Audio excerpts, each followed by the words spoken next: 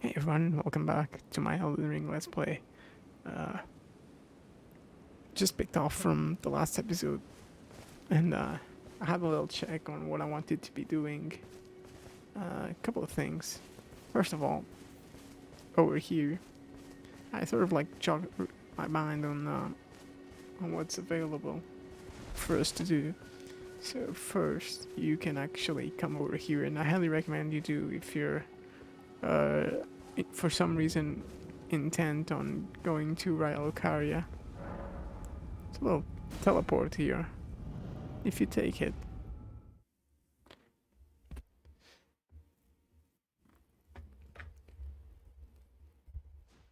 you'll be taken right up to over here. And you know what's over here? Well, the academy and the academy city. Now I'm gonna take this or I'm not gonna take, I'm gonna touch this grace and I'm gonna take that item over there.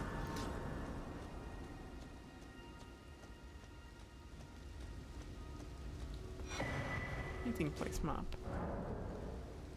Found a simple map. Check in inventory. Simple map found on a course seems to point to a meeting place. The man it came from surely retired one. The sole means of getting entry into the academy, a glintstone key. Yes, so this tells us where we can find the glintstone key. And if you examine this, you cannot proceed without a seal. Fair enough. That's the seal that Tope. Actually, I didn't know he called himself Tope. I thought it was Thops, but Tope mentioned it.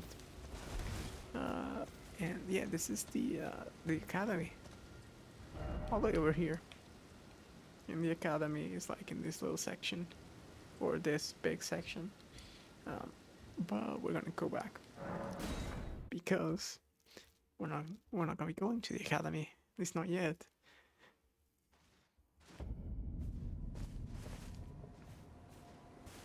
Instead, we're gonna go down to the ruins again. It's the name, purified ruins. Fair enough.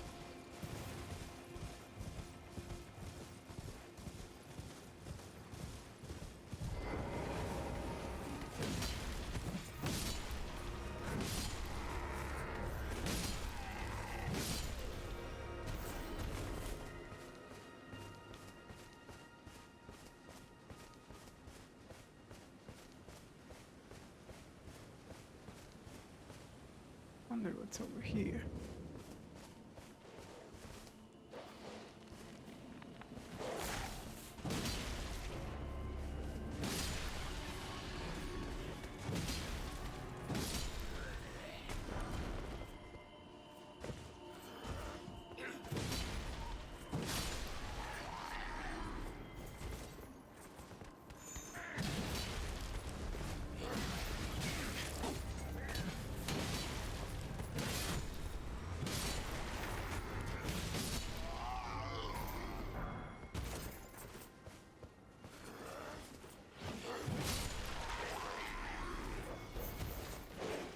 Oh, hey.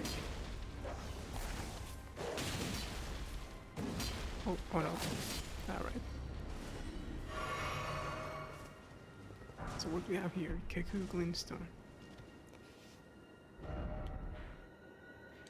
Alright, so...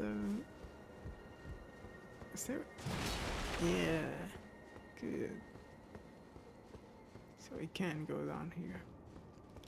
Good to know. And what's gonna be down here, I wonder? Shipriri Grape. Another one of these. And the two fingers heirloom. What does that do? Raise this faith.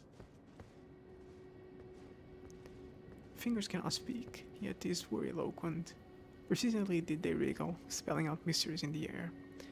Thus did begin the words of our faith. A little bit of insight, perhaps, into the Golden Order.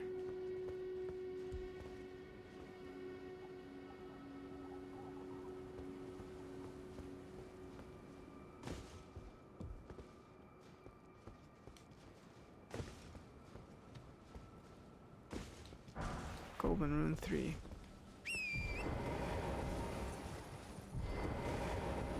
close here. Come out, one and all, from darkness underground. Let us offer unto the maiden our eyes. Indeed. I don't know if you noticed. But actually, no, I'm gonna speak about it when we get there. Yeah, shoot, probably for the best. I do believe we have to rest in order for it to happen. Let's go down. Just double check.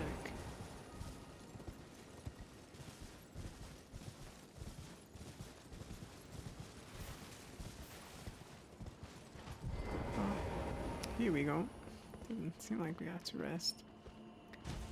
Did you notice that Haita is very similar to Irina? And in order for Haita to show up, you have to check Irina's dead body. Yeah, just some food for thought. Hello? Is someone there? Would you donate any Shabiri grapes in your possession to me? I'm on a pilgrimage, in search of the distant light. And when I eat one of those grapes, I can feel the light in the back of my eyes. You're not like the others who give me grapes, are you? They rest their trembling hands upon me. Howling wordlessly, they gently stroke my eyes. Their frail fingers, emaciated. Yet still, they give me the grapes. But you seem somehow firmer. You are most kind. May the blessing of the fingers be upon you. You are most kind. May the blessing of... Yeah. Fun fact, the first time I came here to these ruins, I saw the messages to talk with Haita there. But I hadn't unlocked Haita because I didn't go to the Weeping Peninsula in the correct order. So you don't understand how long I spent... Oh, why did Torrent not come out? I spent like around these ruins trying to figure out what was I missing. And, well, I wasn't actually missing much.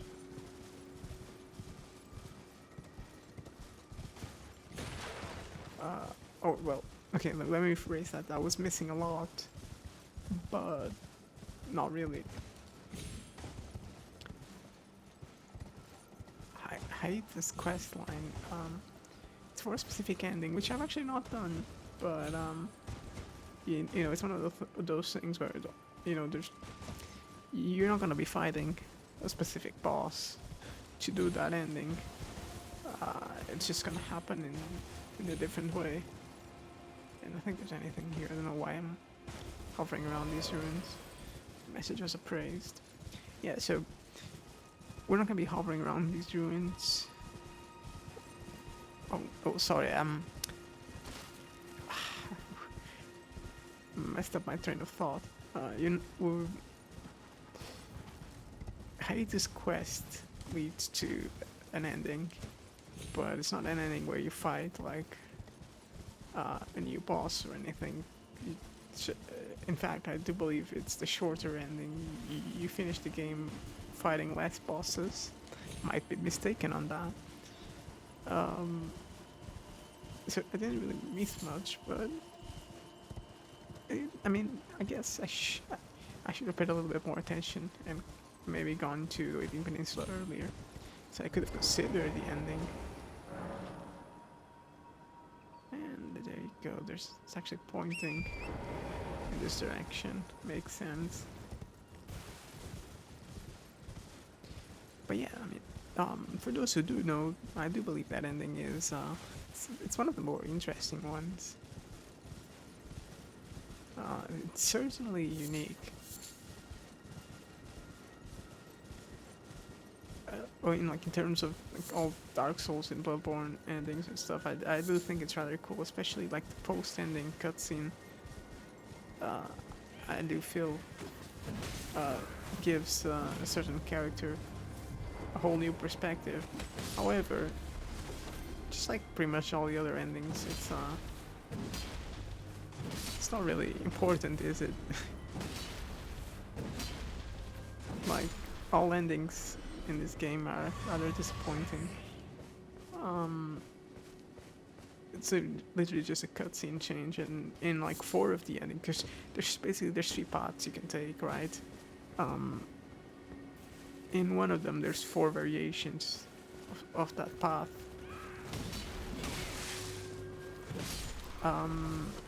And in my opinion, I do think the game is rather weak in like presenting the endings.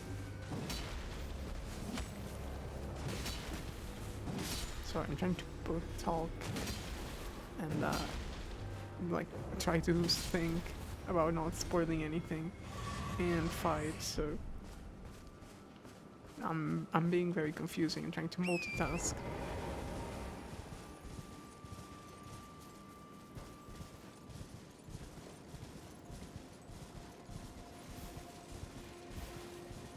So here, Summer Smithing Stone 2. Unfortunately, not what we need. We need 3. We need Summer Smithing Stone 3 now, but it'll come in handy eventually. Here we go.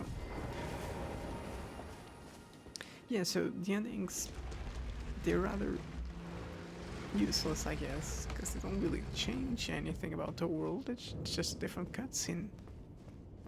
But in like one ending you do more than usual, the other ending you do less, and then there's like the default ending where you just do as much as required for the specific quest that you're gonna follow for that ending. So it is rather weird, I guess,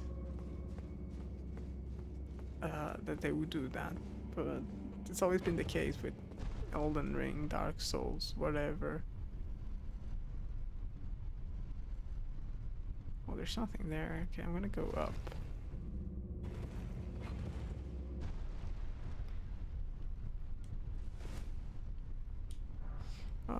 And to be fair, like Dark Souls 1, Dark Souls 3, I don't remember the endings for Dark Souls 2. They all were rather weak. You just had to do more, and then you had a different cutscene with like different implications about what you've done, which is pretty much the same in Elden Ring. So yeah, you don't really miss much by skipping this quest, but you only miss the whole ending. So I couldn't say I didn't miss much, but at the same time, I really didn't. Yeah. And you know, talking about this, like going into depth about my feelings about, you know, how I feel about the endings, in a way that's like the reason why I started doing this Let's Play. It's because I could share my thoughts and just ramble on while I play the game, which, and you know, it's feeling good that, you know, I can share those thoughts, and sometimes people reply, which I certainly did not expect. Like, to be fair, I did not expect myself to be reading comments about what people think about the Let's Play. But somehow, I guess the algorithm favored me enough that I now have 26 subscribers and like 5 active viewers. It's like there's 5 people in the world and like 5 randoms there. It's somehow interested in my Let's Play. I can't really ask for more than that, can I? But yeah, so as I was saying, like, that's the reason why I started doing the Let's Play, so I can talk about, you know, what I feel about the ending and stuff. But unfortunately, I get really lost in my ramblings. Okay, here's a thing you can.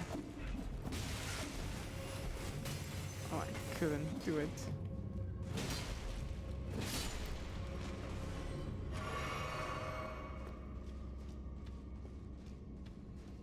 Yeah, I get really lost in my ramblings. I'm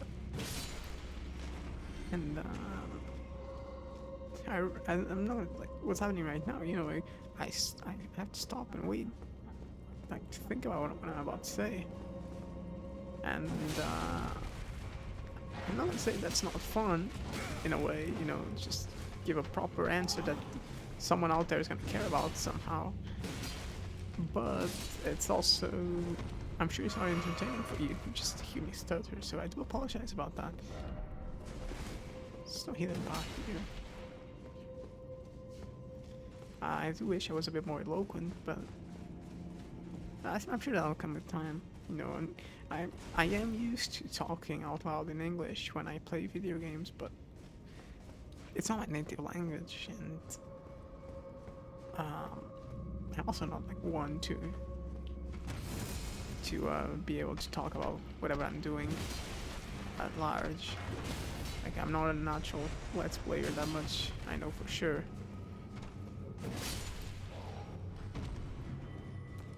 And you come over here.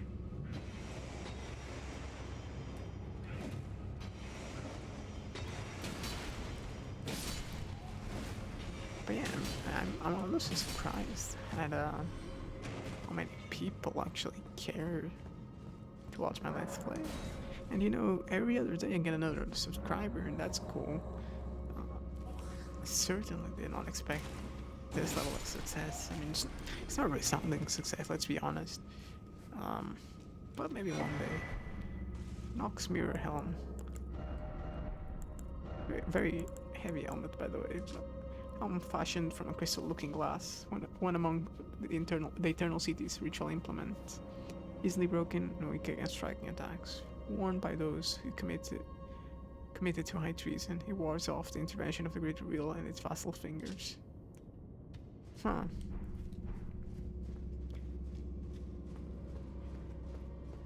Alright, well... we've heard about Eternal City quite a lot, but we don't really know a whole lot about them, do we? Yeah, there you go. Using the arrows to our advantage.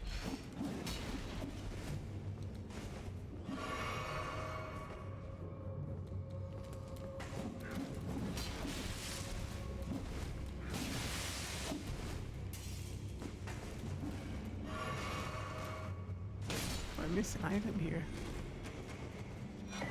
A rune arc, cool. I guess I'll pop it whenever I find a rather difficult boss. Maybe try and do it with it. Oh no.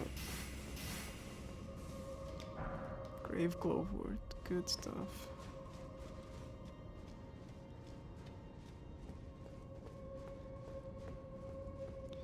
And yeah, you can see that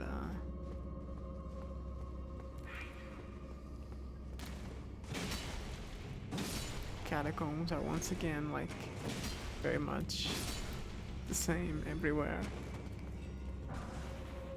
Same walls, same lighting, same gargoyles. It's just how it is. Try not to step on that. And step on that now. There you go. A few episodes back, I told you we could use them too, to our advantage. I wasn't lying. But in that one episode, I used it to almost kill myself. Don't do that, I can tell you. Okay, so we've explored all the way over here, but we didn't find our way to that place, and the reason being, we actually had to jump down and gonna pop my ability, drink this, and yeah. First time I came here I was very scared of these guys, but now they really stand no chance. There's another one over here.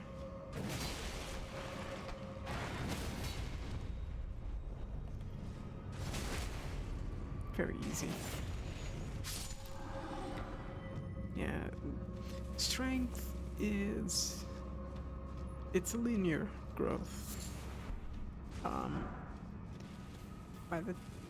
By the time you're like plateauing in terms of damage, you're already like well off. Bleed builds, however, which was what I was doing. Well, I was wasn't really doing a blade build, I was doing like a weird mix of lots of things. Well,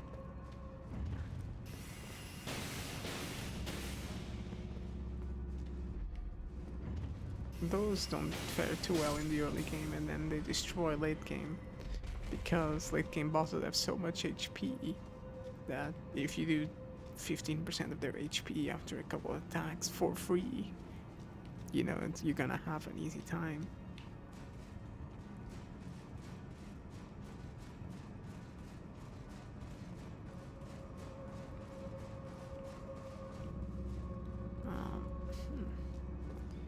Another one.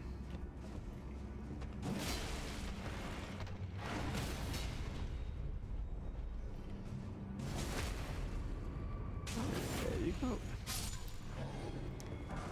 Page ashes. Pages are not weak. I do believe it would be a worthwhile ash to level. Certainly not as strong as the ink ashes, but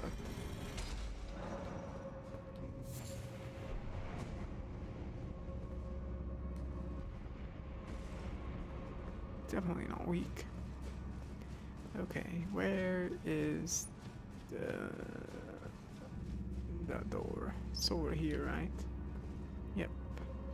However, I kind of want to rest first, so I have my spell and my strength thing. So I'm gonna go back up real quick.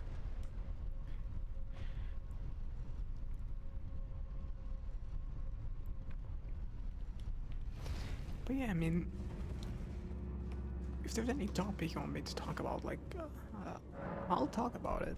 Just let me know what it is. What, like, how did I feel about specific boss, specific area? You know, what do I know about X or Y? You know, just any topic that would make sense. I would not mind trying to cover it. However,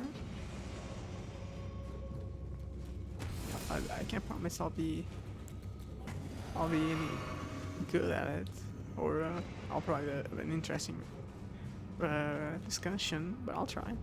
Why not?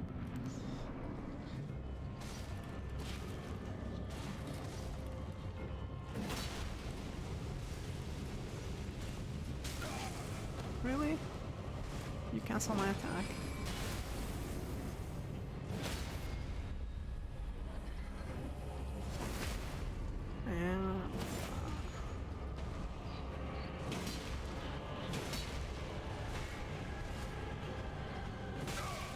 Really wish they would not cancel my... I wish I could poise through that attack.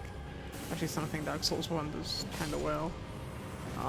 Once you wear really heavy armor. Okay, that's also a good ash. Once you wear heavy armor, you kinda can just ignore those attacks, just poise through them. What I mean by poise through is when you poise through an attack is you don't get staggered, it doesn't cancel your attack. Yeah, that's it, that's Catacombs, the Cliffbottom Catacombs. Don't believe there is an equivalent cave. Yeah, that's Stillwater Cave. I don't believe there's Cliffbottom Cave. Maybe there is.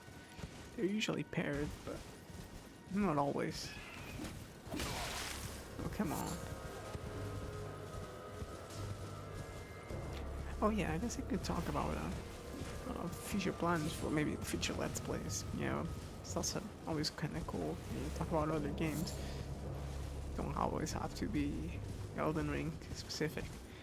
Personally, in terms of future Let's Plays, well, I'm gonna be a bit busy with my thesis. You know, I'm in university, and there's a lot that I'll have to do in the next few months. I don't know if I'm probably gonna be able to put a lot of time into this Let's Play. I'll try, but I can't promise that I'll be able to. But I'll try. However, there's a couple of games that I want to play and learn, uh, which I don't think would be too compatible with the Elden Ring crowd. So first one would be Hearts of Iron 4. Um, I played a lot of Europa Universalis 4. They're both grand strategy games, which means you control a country, and I kind of want to learn Hearts of Iron 4, but um, it's gonna be hard to do that because it's a very very difficult game to learn.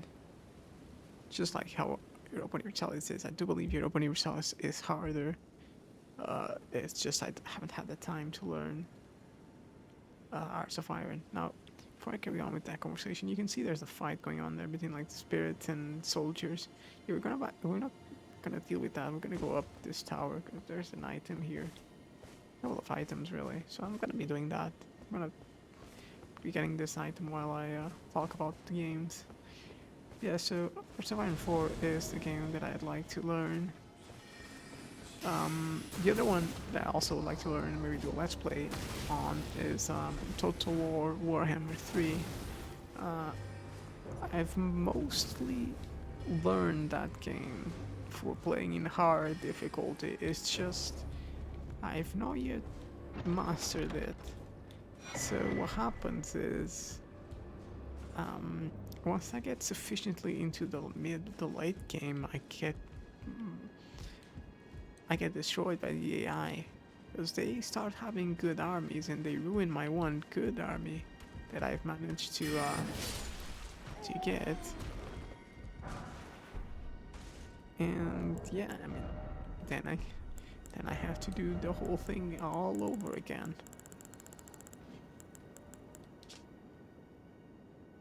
Gives it an enchanted knife, has Glintblade sorceries. Glintblade sorceries are actually probably the strongest ones in terms of just like pumping out damage, just from a pure DPS standpoint. Glint Blade and all that stuff, or the Carrion Blade, whatever. Unless those don't count as Glint Blade sorceries, which they might not, in which case, well, oh well.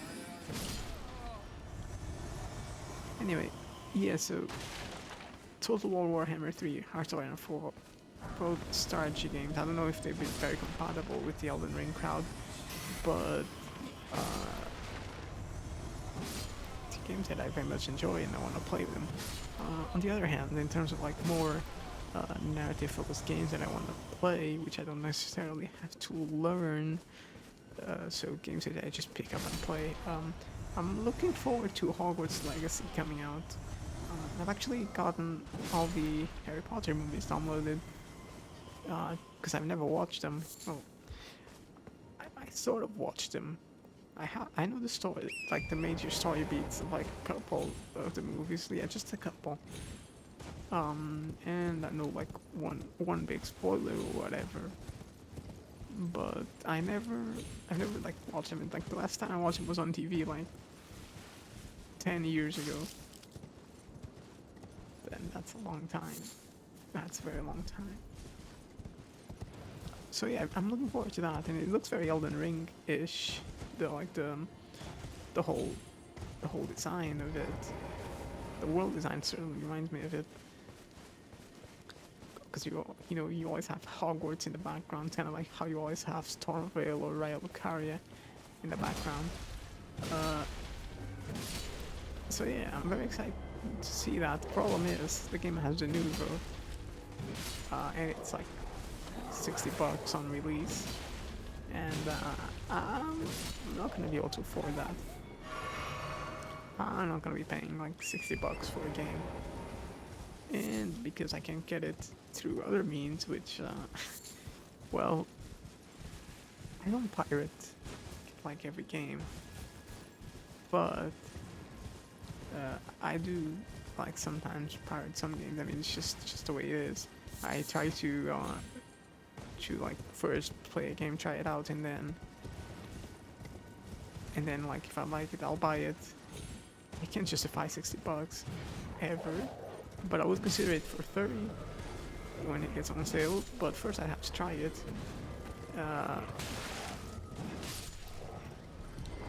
But that would mean probably like doing the refund thing, and I'm not the one. I'm not the type to go.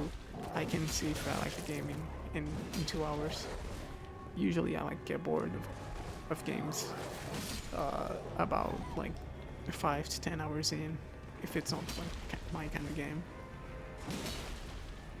Usually, I am very much in the honeymoon period with video games for the first 5 hours.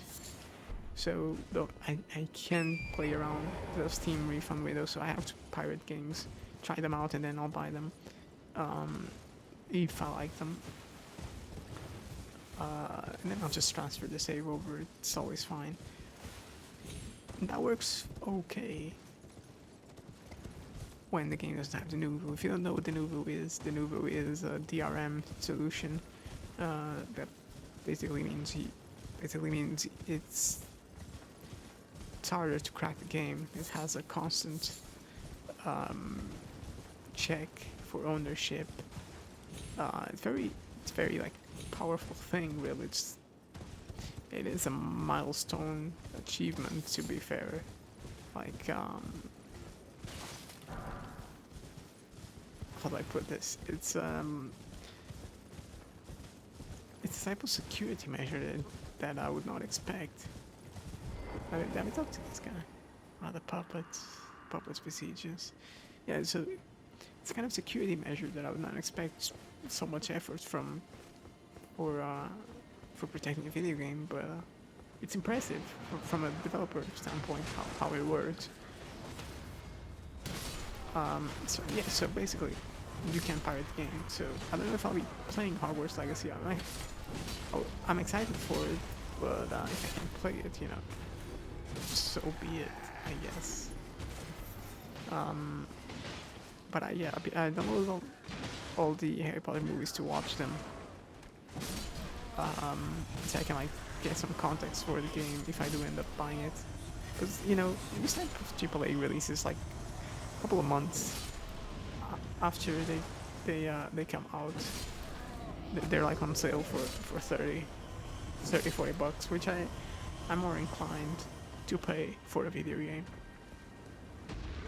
And if in the meantime comes out pirated, cool. If not, I'll just wait. I like even for 20 bucks is when I start taking risks and just buy the game outright. 40, I'll still probably pirate it, play it for a few hours, and then I'll buy it if I like it. Just something I do. Honestly, it's just something I think a lot more people should do. Just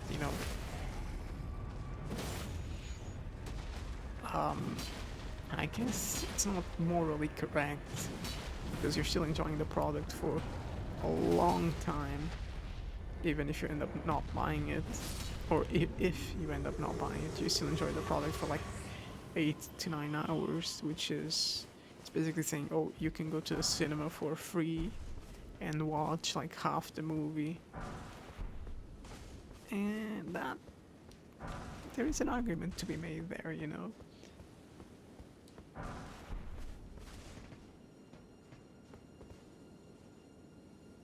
Very, very interesting. Rock formation comes down over here. And actually, before I carry on with that conversation, the Lucerne is very strong. Where is it? Polearm features a hard, sharpened beak-like spike attached to its head, though it's an interesting weapon. Yeah, Lucerne was really strong in Dark Souls 1, I believe. Maybe it was Dark Souls 3. Oh, there's a Knight's Cavalry there. Let's kill it. Yeah, so Lucerne was very strong in Dark Souls, and it's strong here. Okay, as far as I know, this Knight's Cavalry should not be any harder than the other ones in terms of moves.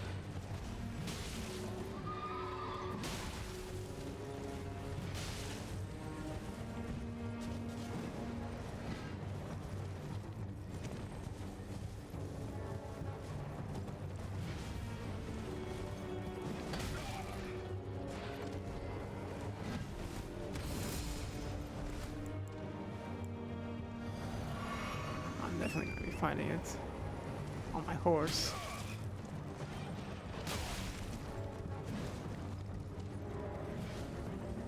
Really wish Elden Ring would not queue up attacks.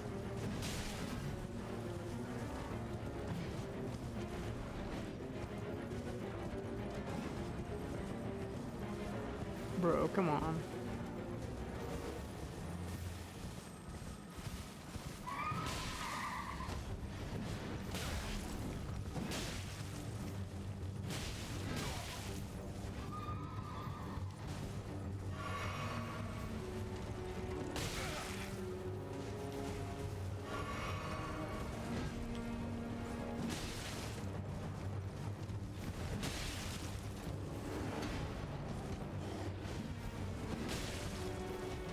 Okay, let's try to get him knocked down away from the bear. Okay, that didn't work out.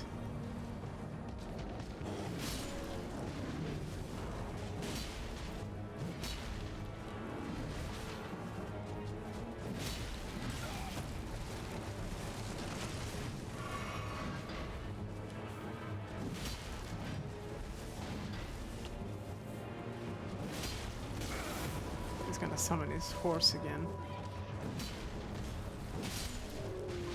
But we got him.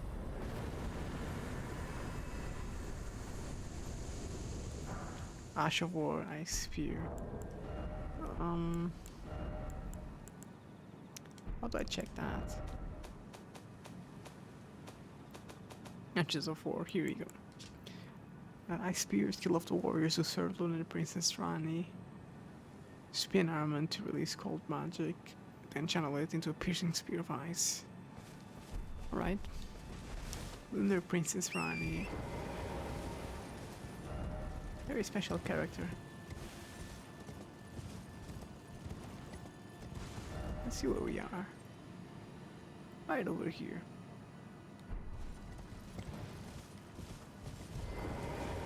And yeah, so Hogwarts Legacy, definitely looking forward to that one. Definitely gonna be an interesting game. Oh, hello. Yeah, I mean, that's it, I guess. We are 37 minutes in, almost 38. So I guess I'm gonna call it an episode. I hope you enjoyed it. Hope you didn't think this was an advertisement for Parting Games. Let's get too carried away into discussions of that. I mean, I think it's completely normal. I don't want to be causing any